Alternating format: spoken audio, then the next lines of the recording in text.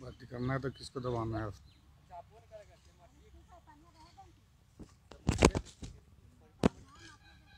जरा सा इधर सुनिए, इधर आइए आप।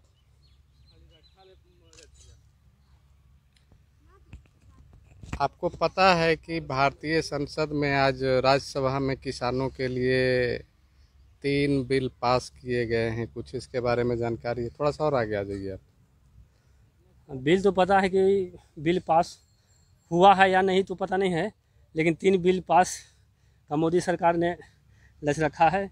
उसमें विरोधी दल विरोध भी कर रहे हैं, लेकिन हम लोग के बारे में ये पता नहीं क्या चीज़ का बिल है, उससे क्या किसानों को फ़ायदा होगा क्या घाटा होगा, ये पता सिर्फ हम लोग नहीं है।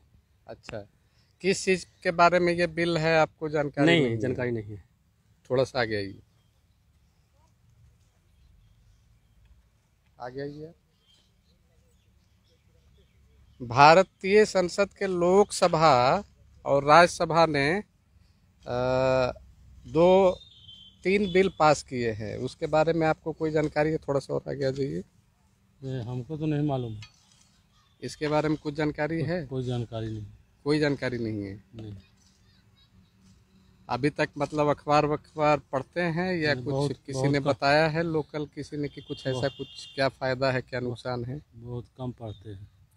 बहुत कम पढ़ते हैं। उतना फुर्सत नहीं, कमाई से फुर्सत है मैंने के। मोदी सरकार तो बहुत दे रहा है, लेकिन किसान के प्रॉफिट हो रहा है कहाँ? नहीं हो रहा है। सब ऊपर ही गुड्डी कट जाता है। अच्छा, प्रधानमंत्री वाला भर के दिए, कई मरतबे पास हुआ, वहाँ भी लोड होता है लेकिन पैसे नहीं आता है, तो कुछ करें। अब हम कितना रोज अलाव को ब्लॉक करें, मैंने मोथा कवारे की ब्लॉक करे जाए तो पेट हमें भर जाएगा। धन्यवाद धन्यवाद। किसान को बुड़बक बना रहा है, खाली ये लूट दराजी है। सब अफसर लोग आओ ब्लॉक के जितना। नमस्कार, मेरा नाम है आलोक कुमार गोपाल और मैं गया जिले के वजीरगंज प्रखंड से मैं बोल रहा हूँ। अभी जो 3 बिल पास किए गए हैं मोदी सरकार द्वारा, आज राज्यसभा में तीनों बिल पास हुए हैं, उस बिल पर चर्चा करते हैं। उस बिल की खासियत यही है कि उसमें कुछ फ़ायदे तो हैं किसानों के लिए, लेकिन नुकसान भी है। और किसान वस्तुतः ज़मीन पर इसके लिए कुछ भी उनको जानकारी नहीं है कि उनके लिए सरकार क्या कदम उठा रही है और उससे क्या उनको फ़ायदे होने वाले हैं। तो इस बिल से मुख्यतः मेरा ये कहना है कि इस बिल में जो भी प्रावधान किए गए हैं, तो एपीएमसी एक्ट को तो छुआ तो नहीं गया है इसमें, लेकिन इसको कमज़ोर करने की एक कोशिश ज़रूर की गई है। चूँकि आंकड़े बताते हैं कि 6% ही किसान एपीएमसी एक्ट के तहत अपनी फसल को न्यूनतम समर्थन मूल्य पा पाते हैं। इसमें जो है न्यूनतम समर्थन मूल्य के मायने ये हैं कि जैसे बिहार में देखेंगे तो पीली वाली जो मक्का है वो वर्ल्ड के बेस्ट क्वालिटी मक्का होती है और उसका समर्थन मूल्य है 1850 रुपये। लेकिन अभी किस भाव पे किसान बेच पा रहे हैं? तो 1150 या 1200, उससे ज़्यादा नहीं मिलता है। इनके खरीदार कौन है?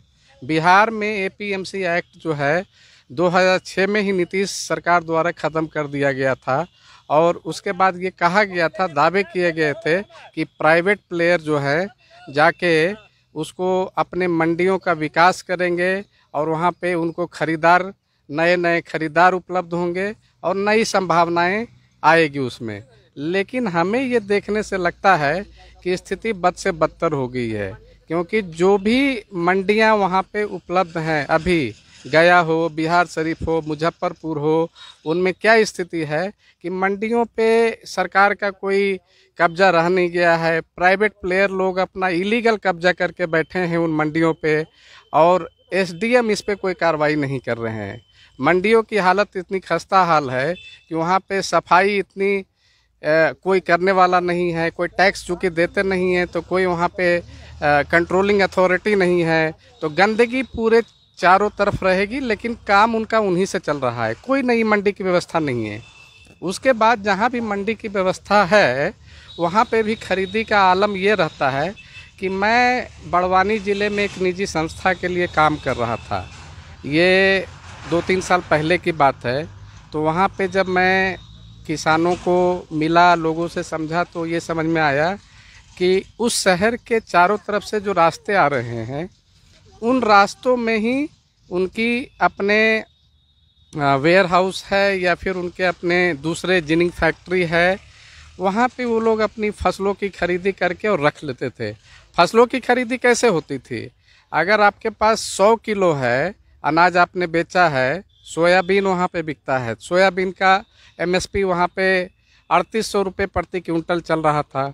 अब इन्होंने दाम लगाया 100 किलो का कि आपको देंगे हम 3100 रुपये या 3200 रुपये प्रति क्विंटल। अब उसको जो है किसान मजबूरी में एक्सेप्ट करते हैं और वहाँ पे वज़न कम करके और एमएसपी का भाव उनके पर्ची पर लिख दिया जाता है। फिर वो मंडी में वहाँ पे जाता है, चूँकि उनका मंडी लाइसेंस होता है, और उसको दिखाते हैं कि हमने मंडी में खरीदी की है। वस्तुतः मंडी में कोई उनका माल पहुँचता ही नहीं है और यही हाल जो है बाकी जगह भी होता है। तो एमएसपी का तो मतलब ही यहाँ पे ख़त्म हो जाता है। तो जो भी विधेयक ये पास किया गया है इसमें कोई फाइनेंशियल प्रोविज़न नहीं रखा गया है कि इसमें कोई फंड अलग से दिया जाएगा गवर्नमेंट द्वारा किसानों के लिए, ना ही कोई मंडी विकास की बात की गई है, ना ही इंफ्रास्ट्रक्चर डेवलपमेंट की बात की गई है। किसानों की मूल समस्या आज के समय में क्या है कि उनके पास जो है मंडी में जाके वहाँ पर न तो माल बेचने का प्रावधान है, ना ही कोई ऐसी व्यवस्था है कि अगर उसका माल कोई खरीद नहीं रहा है तो क्या करे, किसान कहाँ शिकायत करे, उसकी सुनवाई कहाँ होगी। ना ही उनके माल को रखने के लिए कि अगर भाव कम मिल रहा है तो उनके माल को रखने के लिए वेयर हाउस उपलब्ध हों। जितने वेयर हाउस हैं ऑलरेडी वो घाटे में चल रहे हैं। क्यों? क्योंकि सरकार की जो नीतियाँ हैं उसके खिलाफ है।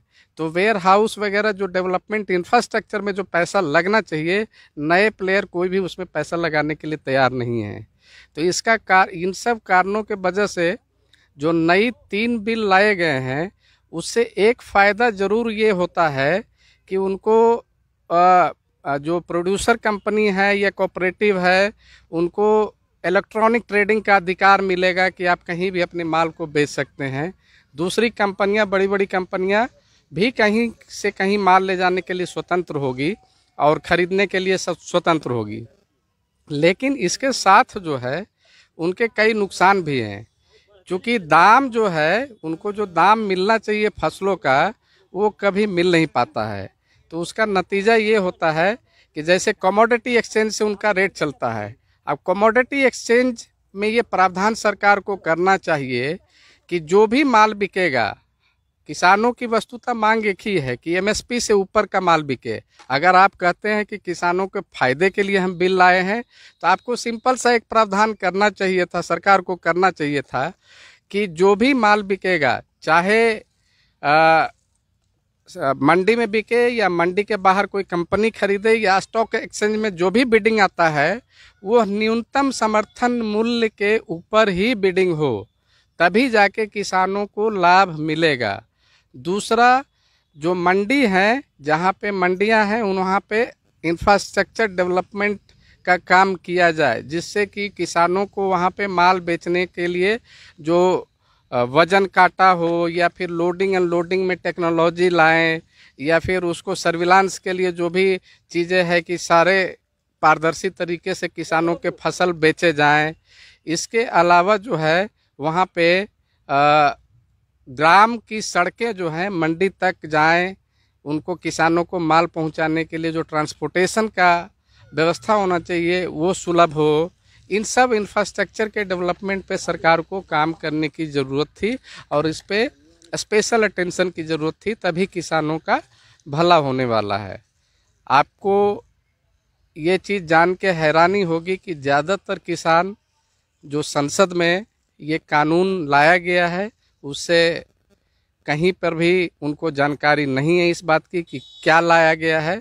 राजनीतिक पार्टियां जो है अपने अपने दावे पेश कर रही है, पक्ष के लोग इसकी खूबियां उजागर कर रहे हैं और विपक्ष के लोग इसे काला अध्याय बता रहे हैं।